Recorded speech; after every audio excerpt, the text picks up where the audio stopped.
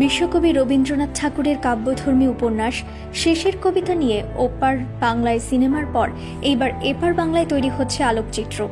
বাংলাদেশের প্রখ্যাত আলোকচিত্রী ফাউজিয়া জাহানের নির্দেশনায় ফটো স্টোরিতে তুলে ধরা হবে অমিত লাবণ্যর প্রেম কাব্য ও বিরহগাথা।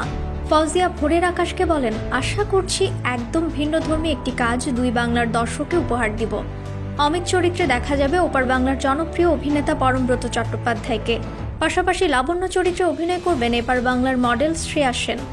পেশায় একজন প্র্যাকটিসিং চিকিৎসক এবং বাংলাদেশের পিজি হাসপাতালে ফরেন্সিক মেডিসিনের রেসিডেন্ট হলেও মনে লালন করেন সংস্কৃতি চর্চা।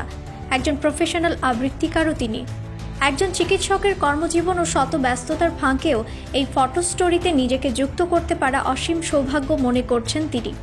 দুই বাংলার ও পাশ্চাত্যের অসংখ্য সাহিত্যিক এর অনেক লেখনী শ্রেয়ার অনুবাদ করা ও সাহিত্য নির্ভর অনেক ডকুমেন্টারিতে তার অনেক কাজ আছে। বাংলাদেশ সরকারের অনুদানে সংস্কৃতি মন্ত্রণালয়ের উদ্যোগে নির্মিত এই ফটো স্টোরিতে অংশগ্রহণ করেই নিজেকে খুব গর্বিত মনে করছেন শ্রেয়া সেন। তিনি আরও বলেন, প্রতিটি বাঙালির ঘরে ঘরে রবি ঠাকুর নজরুলের চিরচেনা নাম। রবি ঠাকুরের গল্প উপন্যাস ছোটবেলা থেকেই খুব টেনেছে আমায়। ওনার নারী চরিত্রগুলো ভীষণ আধুনিক, সময়ের চেয়ে এগিয়ে। একজন সংস্কৃতি কর্মীর কাছে ওনার সৃষ্ট নারী চরিত্রগুলো ভীষণ লোভনীয় হবে। আর তাই আমি যখন ফাউজিয়ার কাছ থেকে শেষের কবিতা করার জন্য অফার পাই, তখন সব ব্যস্ততার মাঝেও রাজি হয়ে যাই।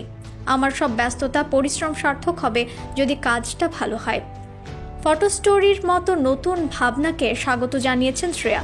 সিনেমা, নাটক বা অডিও ভিজুয়ালের পর নতুন কিছু দেখবে দর্শক, এমনটাই মনে করেন এই আলোকচিত্রের নায়িকা। পর্দার অমিত রূপী পরমব্রত চট্টোপাধ্যায়ের সঙ্গে কাজ করার রসায়ন নিয়ে শ্রেয়া জানান, ফৌজিয়াই পরমব্রত দাকে এই চরিত্রে নির্বাচন করেন। এর আগে বাংলাদেশ থেকেই কাউকে নেয়ার চেষ্টা চলছিল, কিন্তু ব্যাটে বলে মেলেনি। সহশিল্পী হিসেবে পরমদাকে পেয়ে আমি ভীষণ খুশি। তিনি আমার খুব প্রিয় অভিনেতা, পাশাপাশি বন্ধু বৎসল। তার কাছ থেকে আমি অনেক কিছু শিখেছি। অন্যদিকে পরমব্রত লাবণ্যরূপী শ্রেয়া সেনের সঙ্গে কাজ করে আনন্দিত। পরমের মতে তাকে একদম রবি ঠাকুরের নায়িকাই মনে হয়েছে। নিউজ ডেস্ক, রিফাত আরা ইসলাম, ভোরের আকাশ।